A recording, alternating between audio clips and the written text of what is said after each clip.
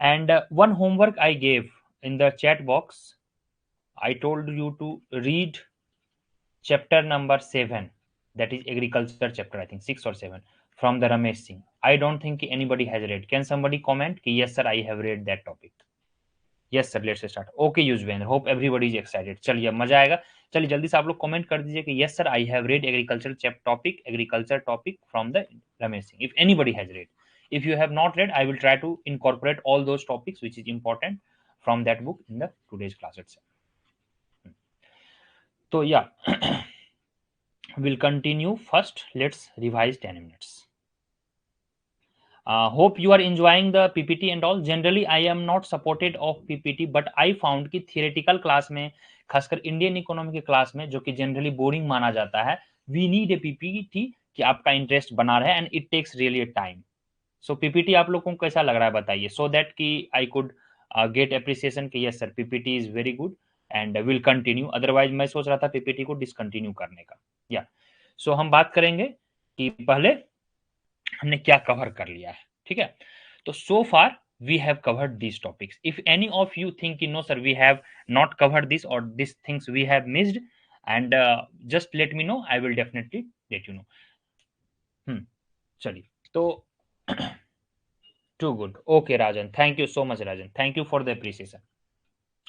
हमने सबसे पहले इंडियन इकोनॉमी का कॉलोनियल एरा बड़ा पढ़ा था, जहां पर हमने देखा कि डिफरेंट डिफरेंट इंडस्ट्रियाज आई, डिफरेंट डिफरेंट एग्रीकल्चर आए, different different means of transportation आए. PPT is good. Thank you Mukul, thank you Rajan, really it means a lot. फिर हमने डिफरेंट लैंड सेटलमेंट देखा. Okay Shruti, Shruti thank you, Shruti thank you so much. Okay thank you so much. हाँ, फिर इसके बाद हमने different चीज़ों को और भी देखा, एंड आफ्टर दैट हमने ग्रीन रिवॉल्यूशन और एग्रीकल्चर को देखा. First of all let me tell you, जो प्री कॉलोनियल एरा था, आई थिंक इनिशियली 2 और 3 क्लास, उससे जनरली 1 और 2 क्वेश्चंस आते हैं, so no need to worry, though we covered holistically. After that we have done 5 year plan in 1 class. पूरा complete एक class हमारा 5 ईयर प्लान पे था, होलिस्टिकली हमने पढ़ा. चलिए आप लोग जल्दी से कमेंट कीजिए, इन which 5-year plan LPG came? First, second, third, fourth, eighth, 10. Which LPG, or you can say New Economic Policy 1991. In which 5-year plan? Or LPG means liberalization, privatization, and globalization. Harsh Mehta is saying 10th. Be careful while replying 10th. चलो let's take 20-second pause. Please reply correctly. आप लोग PPT को revise कीजिए, and after every 4 और 5 class I think मैंने एक PPT already app पे upload कर दिया है 1 to 6. फिर नेक्स्ट पीपीटी में कंबाइंड जो होगा 6 to 10 होगा शायद, उसको मैं अपलोड कर दूंगा ऐप पे, no need to worry. Harsh try to understand and always remember we had rolling plan, planning gap. Madhu is saying 8th 5-year plan क्या था? 1992. After 7th Mukul seems to be correct. See, in 1991, we had any plan or not? Oh my God, I think people are confused here. देखिए आप लोगों को मैं बताया हूं, please guys, 1991 में कौन सा प्लान था? यही तो प्रॉब्लम है, रिवीजन आप लोग नहीं करते हैं. चलिए कमेंट कीजिएगा, आगे बढ़ते हैं. तो फिर हमने ऑल 5-year प्लान किया था. फिर काइंड्स ऑफ प्लानिंग हमने देखा था, काफी डिटेल में था. 1991 हुआ, बट 1991 जो आता है विच 5-year प्लान के अंदर आता है? 2 years annual. Mukul is great. Yes, Mukul, that's the great. The answer would be none of the above. So in this way आपको जो है फंसाने की कोशिश करेगी एनटीए चाहे एग्जाम. तो आंसर होगा आपका none of the above, because 1991 जो था it was annual plan in fact. तो 91 में एनुअल प्लान आया था, क्योंकि 1990 के बाद हमारा सीधा 1992 से आया. सो यह जो 1-2 साल का गैप था, it was annual year plan. So you should say कि sir none of the above, no any specific 5-year plan. That is the correct answer. Yes Mukul, you got my point. चलिए फिर हमने देखा ऑल 5-year प्लान, जितने भी 5-year plan हुए. फिर हमने प्लानिंग के काइंड्स देखे, चाहे वह इंड्यूसमेंट प्लानिंग था, चाहे मिक्स्ड इकोनॉमी हुआ, डिफरेंट डिफरेंट काइंड्स को इकोनॉमिक स्ट्रक्चर को देखा. फिर प्री इंडिपेंडेंस के टाइम पे जो आपका प्लानिंग था, चाहे बाय गांधी जी था, चाहे टाटा के द्वारा था, चाहे सुभाष चंद्र बोस के द्वारा प्लानिंग था, नेहरू जी के द्वारा 1938 में भी प्लानिंग के कुछ फॉर्म्स आए थे. Everything we have seen, everything we covered in the detail, no need to worry. उसके बाद क्या हुआ after that, in bonus lecture people who have watched bonus lecture, because for last 3 days I was requesting कि यार please bonus lecture आप देख लेना। तो in bonus lecture we have covered such things. चलिए अब आप लोग कमेंट सेक्शन पे रिप्लाई करने के लिए रेडी हो जाइए। आप लोगों को कमेंट में बोलना होगा कि व्हाट इज TFR, यह मैंने कई बार कवर किया है, and what is replacement ratio, replacement rate अभी क्या है, what is the replacement rate, and what is TFR of India, TFR of India. चलिए जल्दी बताइए। This is holistically covered in the bonus lecture, lecture 1 to 3। ठीक है, यह lecture 3 में शायद कवर होगा। तो I request again people whosoever are attending class after the class, again there will be no class tomorrow. तो टुमारो आप लोग जल्दी से 2x स्पीड पे ऑन ऐप 2x स्पीड पे आप वॉच कर सकते हैं। तो यह सारे कवर्ड हैं लेक्चर में, आप देख लेंगे। Yes, Sonu is very correct, Harsh is very correct, Mukul is very correct. Yes, so I don't think we should again give time to here because already it is covered in the lecture। And आप लोग जल्दी से comment करके बताइए। Yes, Rajan is very correct. Please comment in the chat box, anybody has watched this bonus lecture please. Did you find all these things in those lectures? apart from that we have covered some sort of WTO AO also। yes, please comment कीजिए आप लोग। yes, Rajan is, yeah thank you Rajan, thank you for confirmation कि I hope other will watch the bonus lecture also. Okay चलिए, तो हमने यह सारा cover कर चुका है। आफ्टर दैट चलिए मनरेगा को हम थोड़ा देखेंगे। However MNREGA was the part of also bonus lecture. Bonus lecture में, बोनस लेक्चर 2 में शायद होगा मनरेगा। चलिए आप लोग इसके बारे में बताइए, कुछ मैं क्वेश्चंस पूछूंगा। First question, okay Subhasmita is saying yes, Sonu is saying yes, Madhu is saying yes, everything is going good, yeah great. तो अब आप लोग ये बताइए, जो आपका मनरेगा है, in the MNREGA just you guys tell me कि which kind of job they offer, is it skill job? Can someone tell difference between skill and unskilled job या unskilled job? किस तरह का जॉब मनरेगा आपको ऑफर करता है? Anyone please. और थोड़ा बहुत कुछ ग्रामेटिकल मिस्टेक्स होंगे, please avoid that, please focus on the content. MNREGA unskilled, yes Madhu is very correct. तो मनरेगा को मैंने बोनस लेक्चर में कवर किया है, but still I am trying to get of revision. तो सबसे पहले जो याद रखना, 3-4 चीजें आपको याद रखना मनरेगा में। सबसे पहले यह कब आई, तो नरेगा के नाम से आई थी, national rural employment guarantee act. ठीक है, नरेगा पहले एन था, 2009 में, यह याद रखेंगे। आई थिंक 2009, इन 2009, ठीक है, जब गांधी जी का आई थिंक 150 ईयर हुआ था, तो एम जुट गया, तो वह नरेगा मनरेगा बन गया, that is Mahatma Gandhi national rural employment guarantee act. Okay, before it came in 2006 act. In 2019, Mahatma Gandhi name is added and Narega become Manrega. Yes, so Smita is 100 days, very good. Unskilled job for durable asset creation. Yes, hers is very correct. It provides 100 days of guarantee employment to rural workers. Always remember, this is only for the rural worker. It is not for others, for urban and all. Or important, it releases payment with in 50 days, otherwise उनको compensation देना होगा। यह काफी important है, sometimes question is asked कि is compensation there और not. Yes, so worker होंगे उनको कंपेंसेशन मिलेगा विद इन 50 डेज। चलिए एक और क्वेश्चन है, 100 days what? Skill jobs, Chandni is writing skill jobs which have knowledge is provided for the people, and skill job which the no knowledge can be without knowledge। yes Chandni, you are true। Unskilled job को manual job भी बोलते हैं, very correct. चाहे जैसे खेत में पौधा लगाना हो, चाहे खेती का किसान हो, जनरली जो फार्मर्स के स्किल्ड हैं उनको अनस्किल्ड जॉब माना जाता है। Anyway, that is the I mean traditional words we should follow, but we are not suppose to follow all this things, we should respect every job. हाँ, 100 days what? 100 days per household या फिर per worker और what? Can somebody comment? 100 days per family. Madhu is writing 100 days per family. Yes, these people have watched my, yes, hers is correct, per family. Yes, per household or per family, very correct। I think these people have watched the demo, my this lecture, bonus lecture। yeah, तो मनरेगा में क्या हुआ सुनिए। Suppose that there are 4 people, let me change the color। yeah, 4 people in the family, okay, and out of 4 everybody needs a job। तो total 100 days होगा, and 100 days को 4 लोगों को अगर जॉब दिया जाएगा, तो every people will give only 25 days of work. ठीक है, so question can be asked, so government has decided to give Narega job, just tell me there are 4 family members, so per family how many days they will get the employment? The answer would be 25 days. Very very important. Yes, Mukul is correct, per household.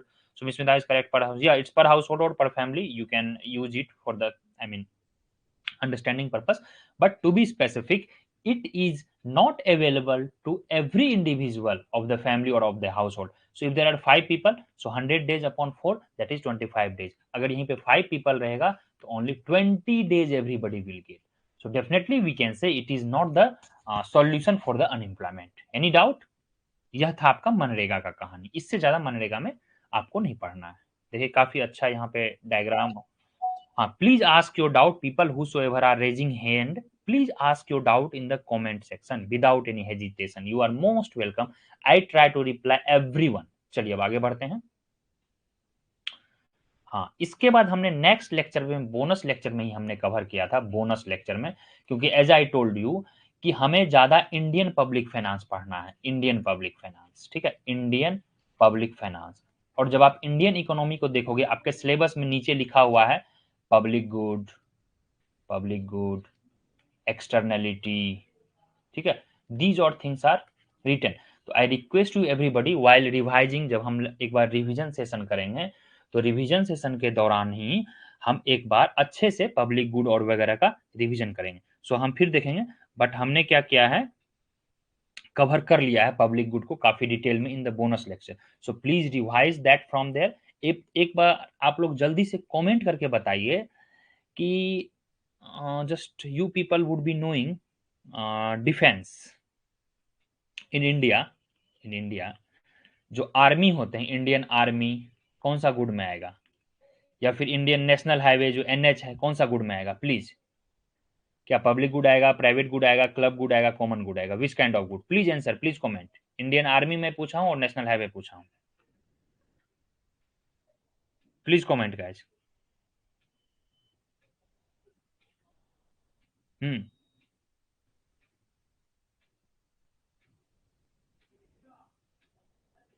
Please.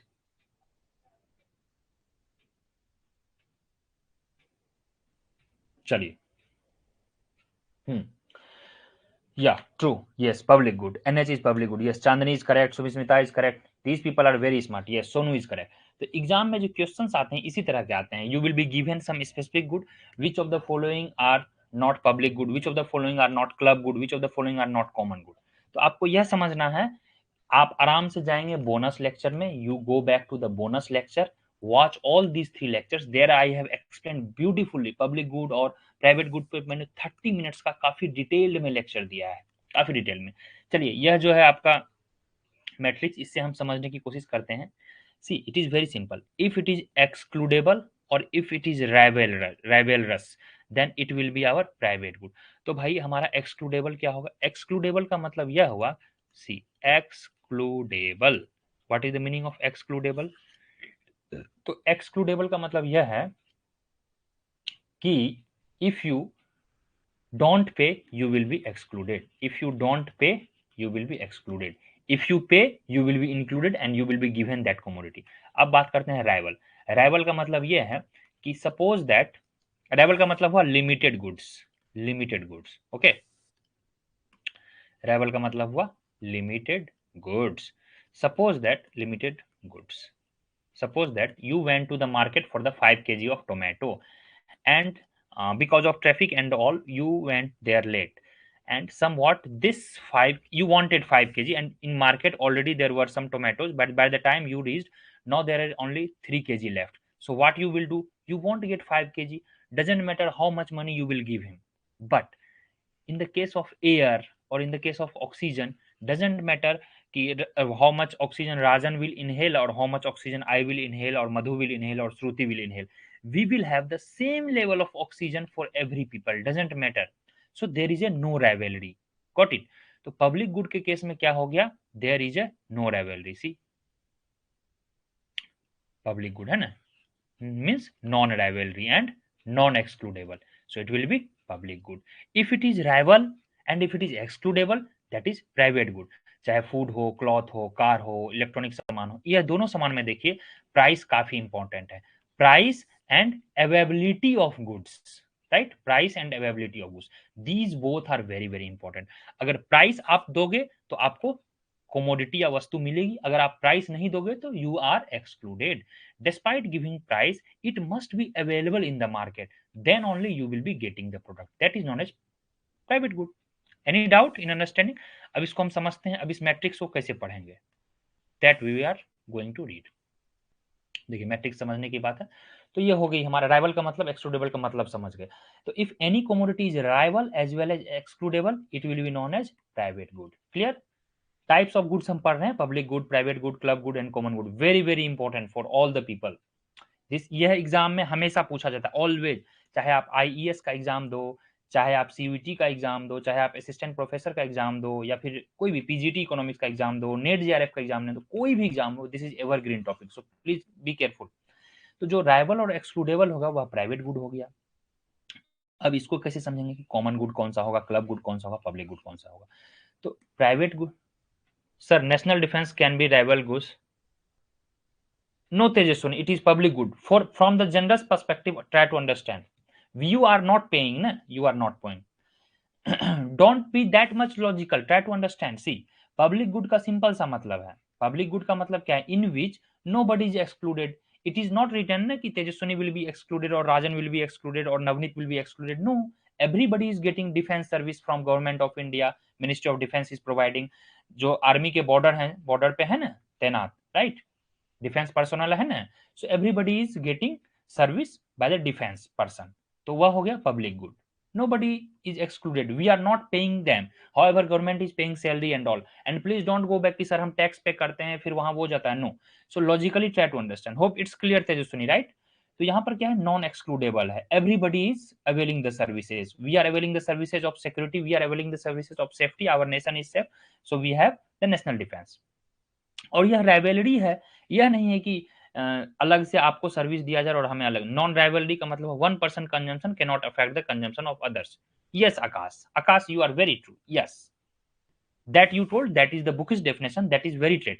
But इनका मतलब ही वही हुआ कि अगर personal, अगर आप किसी defence का सर्विस का यूज कर लोगे, जैसे मैंने एग्जाम्पल दिया, 5 kg टोमेटो मार्केट में है और आकाश अगर खरीद लेगा तो that tomato will not be available to me. अब आकाश ने 2 kg ऑलरेडी खरीद लिया था, I went to market, now I had to buy only 3 kg। तो एक का जो कंजम्पशन है वह अदर्स को अफेक्ट करता है, राइट। और एक्सक्लूडेबल का मतलब हो गया प्राइस, राइवलरी का मतलब हो गया consumption. Yes Akash is very correct, what Akash said, ठीक है। तो पब्लिक गुड समझ गए। फिर आता है non rivalrous but non rivalrous but excludable. तो क्लब गुड हो गए, जैसे सिनेमा हो गए, प्राइवेट हो गए, सैटेलाइट हो गए। यहाँ पे क्या होता है, आप सम सॉर्ट ऑफ चार्ज देना होता है जब आप क्लब जाते हो। Many people go to club, कभी 10 लोग, 20 लोग, 50 लोग, 100 लोग, 200 लोगों तक वही वो एंट्री दे देते हैं। It very generally, take it as a general, तो वह एक्सक्लूडेबल है। फिर नॉन एक्सक्लूडेबल और नॉन राइवल, पब्लिक गुड। हाँ, राइवल होगा और नॉन एक्सक्लूडेबल होगा। कॉमन रिसोर्सेज, फिश टिम्बर, एक काफी इंपॉर्टेंट कंसेप्ट है, treasury of commons. Treasury of commons, यह क्या होता है, ट्रेजरी ऑफ कॉमन्स? कॉमन्स का मतलब हुआ कॉमन रिसोर्सेज, जैसे फिश है, मछली, फिश, ठीक है। एक लिमिटेड स्टॉक के बाद क्या होगा, it will B rival if it is consumed by, suppose that Akash, Rajan, Madhu or Tejaswini, by anyone. Sorry if you people are vegetarian, but I didn't mean that, ठीक है। Property rights, yes, Suvismita is very correct, yeah. तो आप लोग एक बार bonus lecture देख लेंगे, bonus lecture में मैंने काफी अच्छे से एक्सप्लेन किया है। उसको जब आप नहीं समझेंगे तो you can ask me anything any time in the chat box, and I give my student opportunity, whatever I have finished in my previous lecture, that topic you can ask me anytime in any class, in live class, anytime, got it? चलिए आगे बढ़ते हैं। So hope it's very clear. Tragedy of Commons का issue हो जाता है, क्या होता है ट्रेजेडी ऑफ कॉमन्स, या तो आप कमेंट कीजिए या फिर एक बार जाके आप बोनस लेक्चर में रिवीजन कर लीजिए। आगे बढ़ें, anything, any doubt from all this 4 topics, public good, private good, club good, common good? Please do ask if you have any doubt. Will move now to agriculture. अभी हमें agriculture census करना है, फिर आगे हमें और भी चीजें करनी है, मेजर क्रॉपिंग पैटर्न्स पढ़ना है, फिर क्रॉपिंग पैटर्न इन इंडिया जो होगा, फिर उसके बाद kharif crop, rabi crop, zaid crop, फिर CACP पढ़ना है, काफी सारी चीजें हैं। Shall we move ahead? चलिए, I hope everything is okay.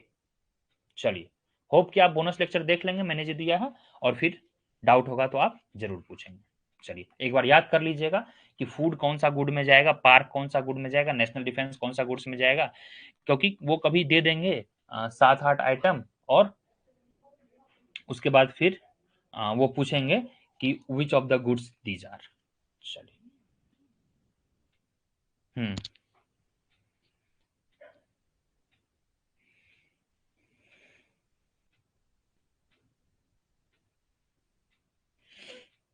Hmm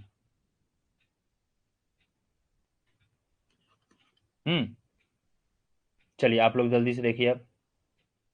agricultural census, last class में मैंने थोड़ा सा बताया था कि एग्रीकल्चरल सेंसस क्या होता है। इसमें थोड़ा हम डीप में देखेंगे। एग्रो सेंसस का मतलब हुआ एग्रीकल्चरल सेंसस, ठीक है। हाँ, it happened first time, and please ignore the basic grammar and all. Sir यहाँ पे इज लिखा है, आर लिखा है, हैव लिखा है, हैज लिखा है। I didn't mean that, hurry में बनाया गया है PPT, so try to understand, try to convey the meaning. तो first time you can understand. So first time जो यह हुआ था 1970 में हुआ था। जल्दी से कमेंट कीजिए, फर्स्ट टाइम सेंसस कब हुआ था, जो पॉपुलेशन वाला सेंसस है, फर्स्ट टाइम कब कंडक्ट किया था, when was population conducted, in which year, in which year population was conducted? Very very important, please guys, please comment करें आप लोग, या please comment in which year first census was conducted. So match the following में दे देंगे। हाँ, तो हम back आते हैं। फर्स्ट टाइम जो है 1970 और 71 में। Yes, Madhu is very correct, yes Madhu, thank you Madhu, yeah she is very correct, she told 1881, Chandni is also 1881, Subhismita is also 18, very correct, yes, proud of you. But अगर पूछा जाए एग्रीकल्चर, यस मुकुल 8081, नॉट 8081, या फर्स्ट सेंसस। हाँ, अगर पूछा जाए जो फर्स्ट टाइम आपका एग्रीकल्चरल सेंसस कब हुआ था, agricultural census first time was conducted in 1970-71, always remember. तो अभी तक कितने हुए होंगे, यह एक भी गैप नहीं हुआ था, तो नियरली 50 प्लस ईयर्स तो हो गए, क्योंकि 2020-22 में लास्ट टाइम शायद हुआ होगा, या जो भी हुआ 2011 में।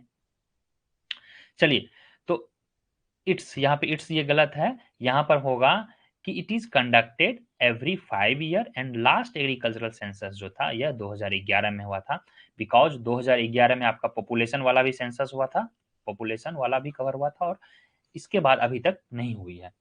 इन 2011, अच्छा, one question is ask that what is the trend of, what is the trend of land holding in India. Trend का मतलब होता है डिक्रीजिंग या राइजिंग। चलिए बताइए आप लोग, लैंड होल्डिंग का ट्रेंड क्या है, what is the trend, what is the trend of land holding in India. जब भी क्वेश्चन में रहे ट्रेंड, ट्रेंड का मतलब होता है increasing, decreasing, rising, falling, whatsoever. Trend का मतलब होता है direction, like see this graph is, इसका ट्रेंड है rising. Harsh is saying yes, writing. क्योंकि एग्जाम में क्या होगा, जब स्टेटमेंट 1 और स्टेटमेंट 2 वाला क्वेश्चन देंगे, तो यहाँ पे लिखेंगे कि first agricultural census was conducted in this year, statement 2, according to the agricultural census there is a trend that land holding is rising और फॉलिंग, जो भी होगा। तो then you explain the statement 1 and statement 2, इस तरह से question पूछे जाते हैं। So hope I am very clear, yeah so most of you have commented very correct कि yes sir it is decreasing, decreasing trend, क्योंकि 2011 के पहले का सेंसस में इट वाज 1.15 हेक्टेयर पर था, लैंड पर हेक्टेयर था, पर पर्सन, और in 2011 it decreases from 1.15 to 1.08। Any doubt, ठीक है। आई होप कि नो डाउट, या हाँ, यहाँ पे हम देख सकते हैं this graph is shown for that agricultural census, the graph you can see here, it's very clear. ये ऑफिशियल गवर्नमेंट ऑफ इंडिया का डेटा है। सो आप देखिए, यहाँ पर देखिए, यह जो डेटा है, दैट येलो वाला कलर, दिस येलो कवर, यह जो है रिप्रेजेंट करता है, दैट इज मार्जिनल फार्मर या लार्ज फार्मर। इंडिया में क्या है, ज्यादा मार्जिनल फार्मर है या लार्ज फार्मर है, नंबर ऑफ ऑपरेशनल होल्डिंग पर डिफरेंट सेंसस। हाँ, एक चीज मैंने आपसे पूछा है नहीं, यह काफी इंपॉर्टेंट है। बीइंग एन ऑनेस्ट, आप लोग जल्दी से कमेंट कीजिए कि on what basis you defined what is marginal farmer, और व्हाट इज स्मॉल फार्मर, और what is large farmer. Anyone please comment, how do you define small farmer, marginal farmer और large farmer. चलिए large farmer का मैं बता दे रहा हूं कि farmers who have more than 10 hectare of land they are known as large farmer. तो यहाँ पे डेटा दिया हुआ है, देख लेंगे, that is not that important, exam perspective से इंपॉर्टेंट नहीं है, परंतु हाँ यह देखना होगा कि मैक्सिमम इंडिया में क्या है। तो इंडिया में जो मैक्सिमम होगा मार्जिनल एंड स्मॉल फार्मर है। अब आप लोग यह बताइए कि मार्जिनल एंड स्मॉल कितना परसेंटेज है, how much percentage all together. चलिए डेटा पे कमांड रखना होगा, तभी इंडियन इकोनॉमी में आप मार्क्स अच्छा पाएंगे। Marginal farmer have less than 1 hectare, yes Chandni is very correct, Madhu is very correct, yes. तो मार्जिनल फार्मर का यहाँ पे लिखा हुआ है ना, farmers who have less than 1 hectare of land they are marginal farmers. Small farmer, farmers who have less than 2 hectare but more than 1 hectare. फिर semi marginal, medium marginal. तो आपसे रिक्वेस्ट है इसको एक बार देख लेंगे, क्योंकि यहाँ पर मैच द फॉलोइंग में आएगा, यहाँ पे दे देगा कॉलम ए एंड यहाँ पे दे देगा column B, match the following. यहाँ पे दे देगा स्मॉल फार्मर, मीडियम फार्मर और मार्जिनल फार्मर, and यहाँ पे दे देगा match the following. So if you know the definition, yes Sonu is very correct, yes yes yes Sonu is. तो नियरली 84 और 86%, नियरली 84% जो है मार्जिनल एंड स्मॉल फार्मर है in India, you can think of. यानी कि इन इंडिया लेस देन, ऐसे पूछेंगे questions can be asked like this कि in India less than 2 hectare land जो है, how much percentage of population या farmers के पास है less than 2 hectare land. What would be the answer, anyone? Use that time you should think of कि less than 2 का मतलब हुआ summation of marginal plus small, that is m plus s। तो m plus s मिल के जो है in India it is 84%, more than 84, I think nearly 86%, but it is above 80%। ठीक है, क्वेश्चंस में इतना रहेगा कि nearly 85%, nearly 90%, nearly 50%, like that. Exactly वही है, नियरली 86%, 84 पॉइंट समथिंग है या nearly that. Anybody can comment, just I am asking. So what is the percentage of marginal and small farmers, कितना परसेंटेज है ऑल टुगेदर? चलिए comment कीजिए आप लोग। No idea, please comment. चलिए आगे बढ़ते हैं। अब I think this is done, agricultural census हमने देख लिया, और फर्स्ट क्लास में ही बता दिया था मैंने कि सबसे ज्यादा लैंड होल्डिंग कहाँ है और सबसे कम लैंड होल्डिंग कहाँ है, because of agricultural land reforms. Nagaland and Kerala, Kerala में लैंड होल्डिंग कम है, नागालैंड में मैक्सिमम है। और ओवरऑल इंडिया का कितना है, 1.08 हेक्टेयर, या पहले कितना था 1.15। So there is a decline trend. All clear? चलिए एग्रो सेंसस आ गया। Facts are very very important, ये फैक्ट्स में पूछेंगे आपसे। फिर आगे बढ़ते हैं, अब आता है क्रॉपिंग पैटर्न। तो crops and major producing states, ठीक है, ये कभी कभी पूछे जाते हैं, आप लोग देख लेंगे किस तरह से क्वेश्चन पूछते हैं, वह मैं आपसे बता देता हूं।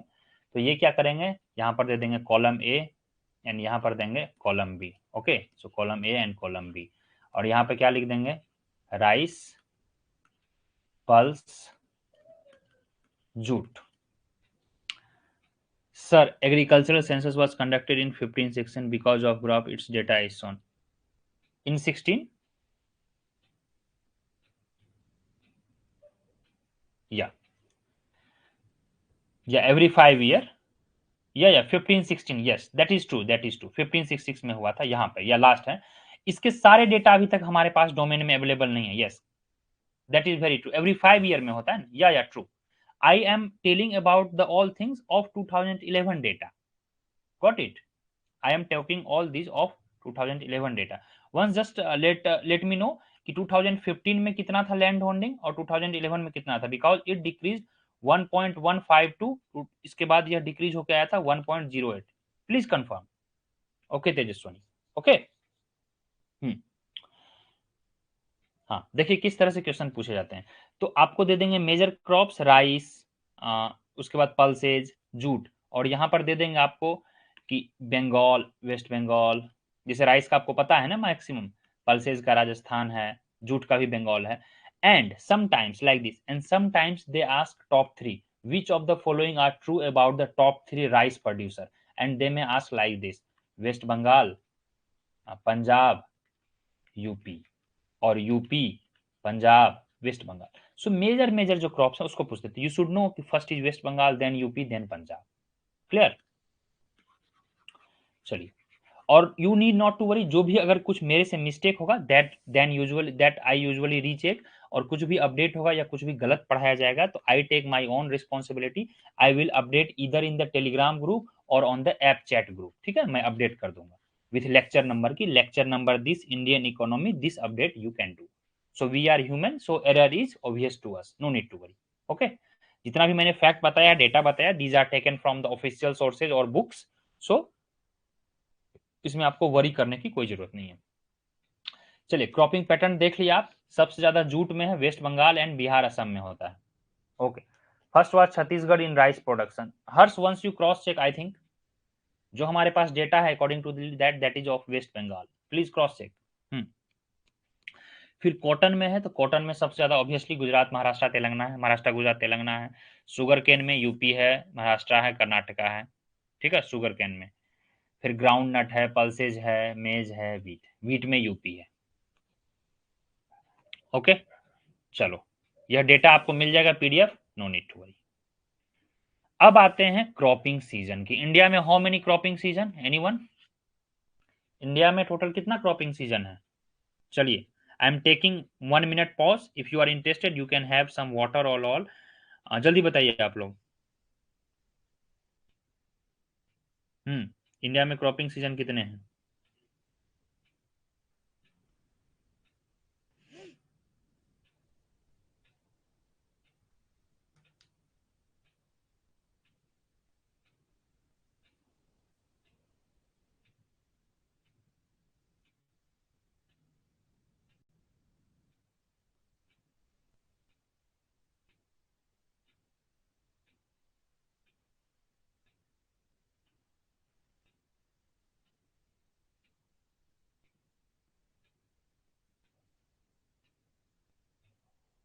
Three, yes, three.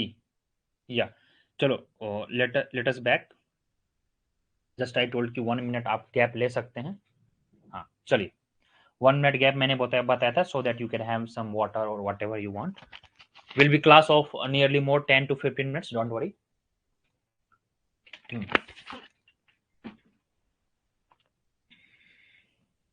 या, Ekta, Preeti, everybody is telling very correct, yes, Madhu is true, Madhu, yeah. तो वो है नहीं, July to October, yes, very करूँ। बरस के मौसम बहुत हैं, कोई 4 है, 5 है, 6 जो भी है, सर्दी, गर्मी, पतझड़ वगैरह वगैरह। But in cropping term, in agriculture, cropping season 3 है। पहला है खरीफ, रबी, जायद। खरीफ का मतलब है कि जो जुलाई टू अक्टूबर होता है, दैट क्रॉप्स आर राइस, मेज, ये सब लिखे हुए नाम। Sometimes they ask, so they ask like which of the following are rabi crops और which of the following are kharif crops, they ask like this. Okay, तो खरीफ में आपको पता है, रबी में पता है, क्रॉपिंग पैटर्न जो अक्टूबर में बोया जाता है और मार्च में काटा जाता है, जैसे कि हो गया गेहूं। अभी most of the people specially belonging to North India, क्योंकि साउथ इंडिया में गेहूं नहीं होता है, रबी क्रॉप्स में, जैसे देखिए, इसको आप याद कैसे रखोगे, मैं शॉर्टकट बताता हूँ। खरीफ, KHARIF, रबी, अगर आपके पास ट्रिक है तो कमेंट करें, because many people get confuse. तो रबी से क्या हुआ, आपका जो रबी होगा और खरीफ होगा, तो KHARIF, खरीफ ऑलरेडी बड़ा वर्ड है, तो खरीफ के साथ आपका जाएगा राइस और रबी के साथ जाएगा आपका वीट। ठीक है, तो जो स्मॉल है उसके साथ स्मॉल, जो लार्ज है उसके साथ, सॉरी, जो स्मॉल है उसके साथ लार्ज और जो लार्ज है उसके साथ स्मॉल। तो जब खरीफ बोल देंगे तो समझ जाइएगा कि ओके, राइस वाला सेशन, एंड रबी बोल देंगे तो वीट वाला session. It won't go together, don't confuse की, जस्ट कंफ्यूज की आर के साथ आर नहीं जाएगा, मीन्स रवि के साथ जो that is known as mnemonics, rabi के साथ राइस नहीं जाएगा, दिस यू शुड रिमेंबर। उसके बाद इंटरचेंज कर लीजिएगा आप लोग। तो भाई रवि के साथ हमारा क्या जाएगा, रवि के साथ हमारा ये सब जाएगा, ये सब चीजें, वीट वगैरह, वीट वाला सेशन, ऐसे कनेक्ट करने के लिए, क्योंकि मेनली जो है राइस एंड वीट पे हम याद रखते हैं, and in India rice and wheat ज्यादातर मेजर क्रॉपिंग एरिया में यूज होता है, और खरीफ में हमारा राइस जाएगा। ठीक है, एनी डाउट? इसके बीच क्या होता है, जस्ट यू सॉ कि आपका जो क्रॉपिंग सीजन है, जैसा कि आपने देखा कि हमारे पास क्या है, दो वेदर हुए मोटी मोटी, जुलाई टू अक्टूबर जुलाई टू अक्टूबर एक हुआ, फिर उसके बाद आता है एक हमारा अक्टूबर टू मार्च। तो भाई हमारा मार्च टू जुलाई क्या होगा? तो फिर ये जो हमारा मार्च टू जून या जुलाई बच गया, तो मार्च टू जून जो होता है इस बीच में आप देखेंगे इन इंडिया मेनली काफी ज्यादा गर्मी पड़ती है, और यहाँ पर हमें फ्रूट्स वगैरह, वाटरमेलन वगैरह, वेजिटेबल्स वगैरह की जरूरत होती है। तो this particular season is known as zaid crops, इसलिए इसको बोलते हैं जायद क्रॉप सीजन या zaid season, March to June. Clear? इस तरह से आप मैच द फॉलोइंग भी आप कर सकते हैं। मैच द फॉलोइंग में आपको इस तरह से पूछेंगे विच of the following statement is correct, या फिर यहाँ पे ए दे दिए, यहाँ पे बी दे दिए, और यहाँ पे दे दिए खरीफ, रबी, जायद, और यहाँ पे ये दे दिए कि जुलाई to October, October to June, या मार्च टू जुलाई, जो भी रहे इस तरह से आप मैच द फॉलोइंग भी कर सकते हैं। So if you know this, any doubt so far, shall we move on? चलिए, अब थोड़ा सा एक डायग्राम है, in fact that will be very helpful to memorize the facts. हाँ, ये रहा आपका डायग्राम, ठीक है। तो ये जो है DDLJ का आई थिंक पीक है, सरसों के खेत में है, दैट इज मस्टर्ड वगैरह। तो मस्टर्ड यहाँ पे मस्टर्ड कब होगा? रबी में होगा, ठीक है। तो खरीफ, रबी, जायद। खरीफ को जनरली मानसून क्रॉप भी बोलते हैं because it needs lots of water, और जुलाई अगस्त में काफी बारिश होती है, तो राइस वगैरह वहां पे होती है, ठीक है। फिर रबी ये हो गई, और जायद ये हो गई। समर क्रॉप को भी जायद को बोलते हैं, और समटाइम्स जायद इज ऑल्सो नॉन एज की vegetable crops and fruits crops. Any doubt? आगे बढ़ते हैं आप। हाँ, नेक्स्ट है आपका कि एग्रीकल्चरल प्राइसिंग कैसे होता है। सबसे ज्यादा इंपॉर्टेंट ये है, काफी काफी important. VVI every year one question. Sir crop के नाम देकर सीजन पूछ सकते हैं? यस डेफिनेटली ना, why not. Same I told ना कि rice is for which season. Generally they will put generally because in south India rice is grown across the year. तो राइस कम्स अंडर खरीफ, मैंने अभी बताया। Wheat comes under rabi. Clear? Yes Tejaswini, yes they can ask like this. चलिए, इसके बाद है हमारा CACP देखेंगे, फिर थोड़ा सा हम देखेंगे कि MSP कैसे होता है, और आपका फिर क्लास ओवर हो जाएगा। और people who have joined their class, we have a story telling हम इंडियन इकोनॉमी को पढ़ाते हैं। तो I request you people, watch all 1 to 5 lecture, then watch all bonus lecture if it is available on the app, I think it is there, then you watch this lecture. So watch करें lecture को sequence में 1 2 3 4 5 6 7 8 9 10, so because everything is connected, okay, no need to worry, everything we have covered. और next class में मैंने बता दिया है कि हम थोड़ा सा सर्विस सेक्टर देखेंगे, सारे इंडस्ट्रीज को देखेंगे, कौन कौन सा इंडस्ट्रियल एक्ट आया इंडिया में, LPG को देखेंगे, लिबरलाइजेशन, प्राइवेटाइजेशन, ग्लोबलाइजेशन को देखेंगे, फिर हमारा physical policy and monetary policy, that's it. 4 classes या 4 क्लासेज और होंगे I think, 3 to 4 classes maximum Indian economy. Okay, चलिए अब बात करते हैं कुछ। Coming to the topic, let's stick to the topic. Other things you can ask me in the chat box or in the Telegram, or on Telegram generally I update about all the class details, schedule and all, ठीक है। हाँ, तो यह क्या करती है, जो MSP होती है या प्राइसिंग होती है, CACP। First you should remember the full form of CACP, commission for agricultural costs and prices. यह कब बनी? तो काफी ज्यादा इंपॉर्टेंट है, यह 1965 में बनी है। Okay, it is formed in 1965 and just I told, not just, in fact last class में I told कि what is statutory body and what is constitutional body. okay, तो कॉन्स्टिट्यूशनल बॉडी यह कॉन्स्टिट्यूशन के द्वारा and constitutional amendment as well as it would be mention in the constitution, but statutory body जो है यह by law पास किया जाएगा। अच्छा, आप लोग यह बताइए, नीति आयोग जो है, नीति आयोग यह किस तरह का बॉडी है? In exam it can be asked. या फिर जो प्लानिंग कमीशन था PC, यह किस तरह का बॉडी है? Is it statutory body, is it executive body, और is it constitutional body? Please comment, statutory body, executive body और constitutional body, NITI Aayog, planning commission, very fast. Yes Chandni, Chandni is very correct, yes Chandni is very very correct. Yes, यह है आपका executive body. Yes, very good very good, I think now you people are very much clear, very much clear. Yeah तो उसी तरह CACP का जो form था 1965 में हुआ। तो हम यह कह सकते हैं, अगर क्वेश्चन यह पूछा जाए कि MSP का रिकमेंडेशन कब से किया जा रहा है, तो सिंस 1965 से ही CACP दिया जा रहा है। Any doubt? चलिए, फिर क्या है, सीएसीपी जो है मेनली यह मिनिस्ट्री ऑफ एग्रीकल्चर के आती है अंदर, यह याद रखेंगे। Neither statutory not constitutional, yes Sonu, okay you are true, neither constitutional not statutory, तो यह होगी एग्जीक्यूटिव। या इट रिकमेंड्स कि एमएसपी जो है दिया जाए, टेक्नोलॉजी को यूज किया जाए, प्रोडक्टिविटी को रेज किया जाए। Now you guys tell me कि व्हाट इज एमएसपी, चलिए कमेंट कीजिए, व्हाट इज एमएसपी। एमएसपी आखिर है क्या, और यह कितने क्रॉप्स को दिया जाता है, how many crops, how many crops, for how many crops it is given. अभी रिसेंटली फार्मर एक बिल आई थी, farmer bill, in fact it became act, फिर इसको गवर्नमेंट रिपील की। So we want go back because it this is no more, अब यह law है ही नहीं, रिपील हो गई है, तो we want be discussing that because that is not useful for exam even, otherwise we would have discussed. तो CACP जो है एमएसपी को रिकमेंड करती है। अब आप कमेंट करें कि एमएसपी जो है for how many crops it is given. Yes very good, yes Mukul very good. यह डिफरेंट डिफरेंट है, ऑयल सीड को भी देती है, डिफरेंट डिफरेंट है यहाँ पर, ठीक है। और MSP yes too, it is 23 items को दिया जाता है, परंतु शुगर कैन नहीं है। I think those are not that much important, 23 items को आप याद नहीं करेंगे, मोटा मोटे आप देख लेंगे। वीट रहेगा, उसके बाद राइस रहेगा, फिर उसके बाद nearly 7 kinds of oil seeds होते हैं, ठीक है।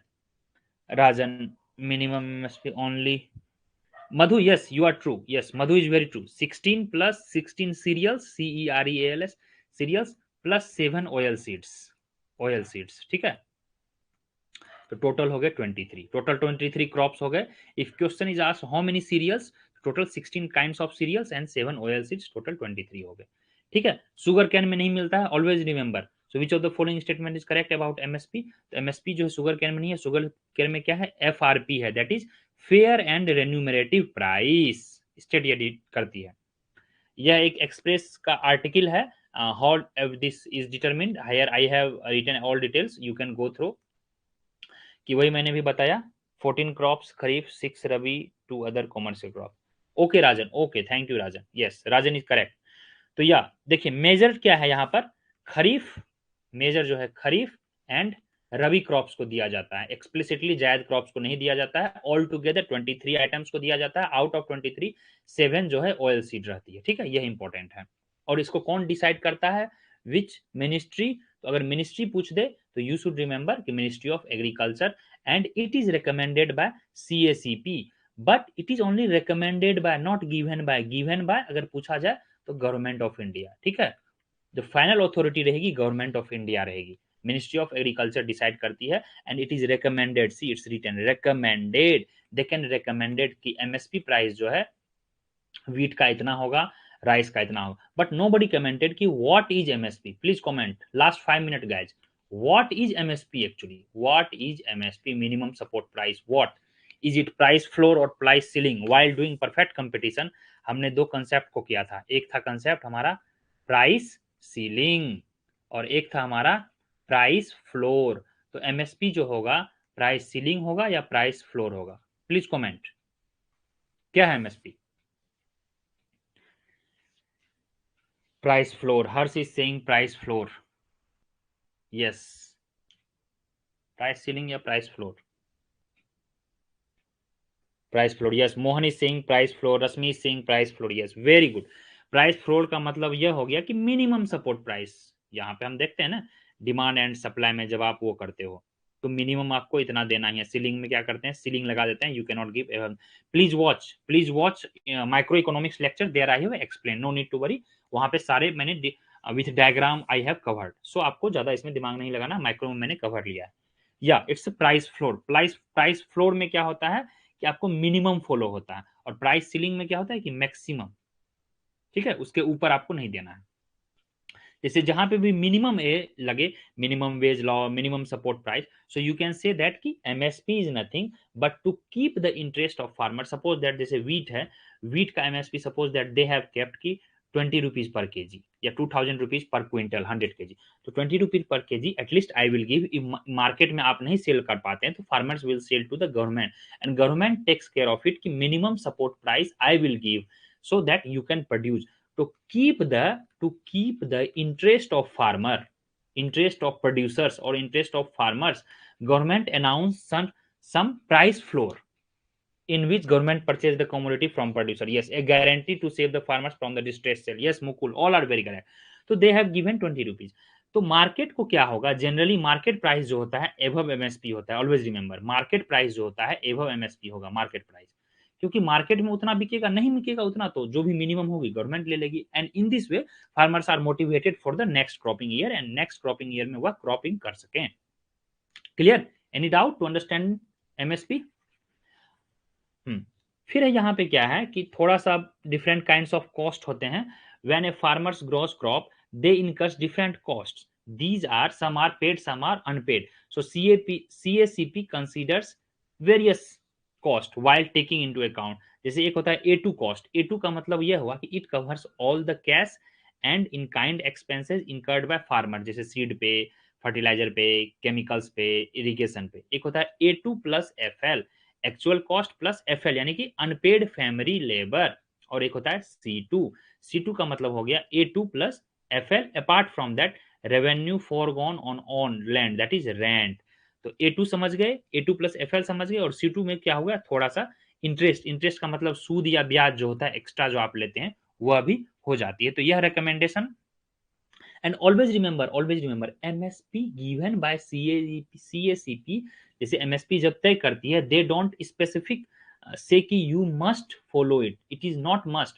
CACP अगर मान के चलिए 20 रुपीज पर केजी वीट के लिए बोली, it is just recommendation. However, generally government accept, government बोलेगी कि no, we won't give 20 rupees, I just will give 80 rupees per kg. That is also okay because finally it is decided by government only. So CACP अगर पूछेगी कि क्या यह mandatory body है, if question is asked that is CACP decision or CACP price for MSP is final or is it mandatory? No, it is not mandatory. It is only recommendatory in nature. It is optional for the government. Not 100% they can follow. Most of the times it follows because CACP में भी government के ही people होते हैं, government के ही member होते हैं, उनके cabinet secretary member वगैरह होते हैं, कमीशन में और भी पीपल होते हैं. तो जनरली दे फॉलो, बट अगर गवर्नमेंट चाहे तो they can not follow. So we can say that it is not final and not mandatory. Any doubt from today's class? Next class will update. जो भी होगा मैं अपडेट कर दूंगा Telegram group में. Will meet day after tomorrow I think. और आपको जो है क्वेश्चंस वगैरह आपको कर लेना चाहिए टेस्ट. नेक्स्ट क्लास में मैं every class I will come with nearly 2 to 3 MCQ. Today I couldn't bring of MCQ because I didn't find कि इससे रिलेटेड कुछ MCQ बनेगा. Mostly it was based on facts. ठीक है, 2 to 3 डेली MCQ हम करेंगे on the based of previous lecture. जैसे last class में हमने किया था, प्लानिंग का किया था. हाँ, और एग्रीकल्चर से रिलेटेड जो है कुछ कमिटियां हैं. चलिए 2-3 कमिटी का आप लोग जल्दी से नाम बता दीजिए तो. और any time don't hesitate to connect us. Anytime you can connect me on the given details. और हाँ, many of you are not following this Navinomics. My team is providing daily 1 MCQ. I think कभी कभी miss हो जाता है on the weekend, but daily 1 MCQ will be there. Sir आप Paul कर लीजिए ना, ऐप में ऑप्शन है. Yes Chandni, I know that. I know, don't worry, no need to poll and all. ठीक है, तो क्वेश्चन जो है मैं आपको करवाऊंगा क्लास में. MCQ डेली 3-4 MCQ होगा. और या if you want to connect me directly तो this is my personal contact और you can follow for daily MCQ. इस आईडी को अगर इंस्टा आप फॉलो चलाते हैं तो okay, no problem. Usually I post all those things in Telegram group also, those questions, so no need to worry. चलिए, wish you good luck और हम मिलेंगे with new things. LPG reforms, agriculture and service sector हम next class में करेंगे. If any doubt if you have from today's class, do ask in the comment section and we'll wind off the session in 2 minutes. ठीक है. And one request, my last request, sir कुछ दिन में हो जाएगा Madhu, don't worry, you don't worry. These things we will have separate session कि syllabus कब खत्म होगा, ये कब खत्म होगा. You need not to worry regarding class and all. If you have any doubt you can ask.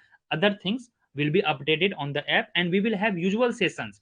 मैं अब क्या सोच रहा हूँ, every week जो है हम थोड़ा सा सिलेबस को लेकर, एग्जाम को लेकर, how to approach exam, so such things we should take usual session. मैं थोड़ा मतलब व्यस्त था अदर कामों में, but now we will take usual session after every 5-10 days. चलिए, good night guys. I don't think any doubt you guys have. If you have, you can even ask in the next class. No issue.